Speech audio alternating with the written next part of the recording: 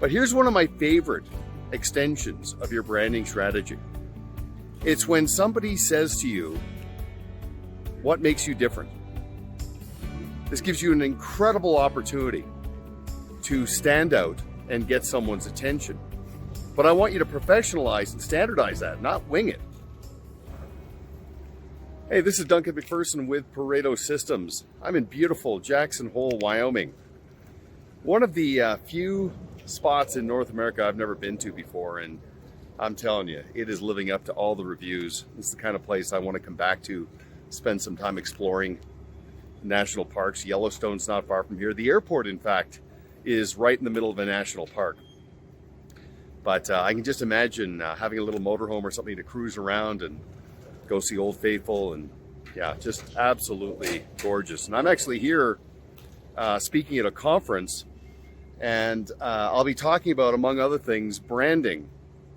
And as you know by now, branding is part of your strategy and approach to achieve professional contrast. Okay, so if you think of the art and science of being a successful fee-for-service professional, you've got to have the technical ability, but you've got to have that X factor to create that contrast and differentiate.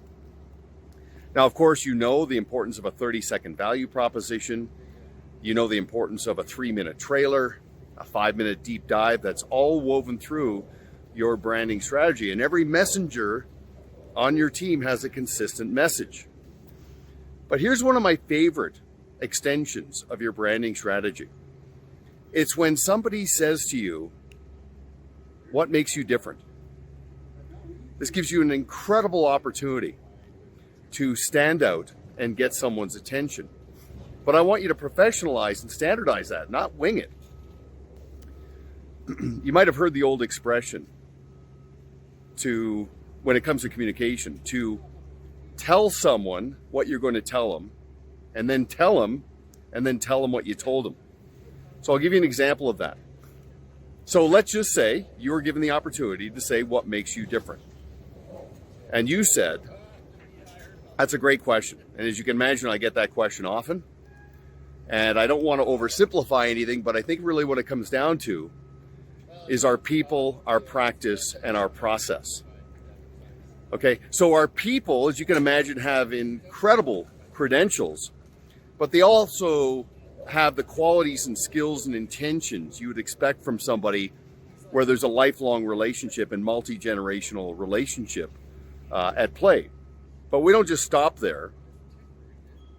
Our practice is rooted in standard operating procedures and practice management to create a consistent client experience. And everybody's bought in to that. But also our process. And our process has been developed and refined over many years to put every piece of the puzzle together to engage every service provider.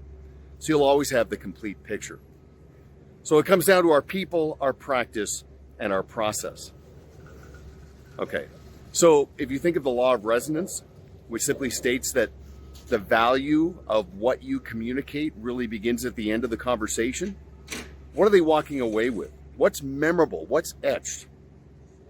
It's the 3 Ps, right? Your people, your practice, and your process. If you know anything about Randy Schwantz, who wrote a book called How to Get Your Competition Fired, he talks about the wedge, and he simply says, look, in order for you to get hired, someone's got to get fired. But they need to come to their own conclusions based on contrast. You trigger a moment of recognition and awareness that you are far superior and that you address unmet needs that person didn't even realize existed until right there. You attract rather than chase. A branding strategy competitor-proofs clients, right? It builds a firewall around your most valuable asset, which is your client relationships. It captures all new business as someone's life unfolds, and it is at the bedrock of advocacy. So think about the law of resonance, think about the 3 Ps, think about the law of familiarity and how loyalty fatigue can affect long-term relationships, and always focus on refining and optimizing your branding strategy. I know you're a good messenger. It's the messaging that will decommoditize you and ensure you achieve professional contrast. Okay, so thanks for watching. This is Duncan MacPherson with Pareto Systems. Until next time, make it a great day. Bye for now.